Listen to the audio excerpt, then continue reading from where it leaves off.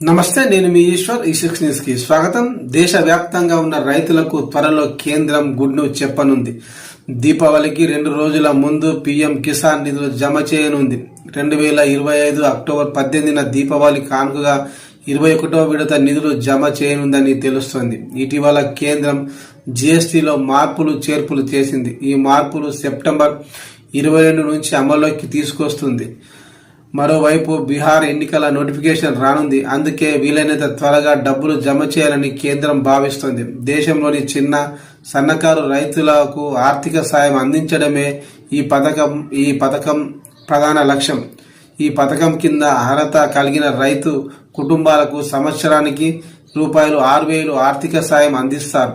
ఈ మొత్తం 3 వాయిదాలు ప్రతి 4 నెలలకు ఒకసారి నేరుగా రైతు బ్యాంక్ ఖాతాలోకి జమ చేస్తారు. ఈ ప్రక్రియను డైరెక్ట్ బెనిఫిట్ ట్రాన్స్ఫర్ అంటారు. అయితే ఈ స్కీమ్ ద్వారా లబ్ధి పొందే రైతుల కోసం రిజిస్ట్రేషన్ ప్రక్రియ నిరంతరం కొనసాగుతూనే ఉంటుంది. పీఎం కిసాన్ ఆన్లైన్ పోర్టల్ స్వయంగా రిజిస్టర్ చేసుకోవచ్చు.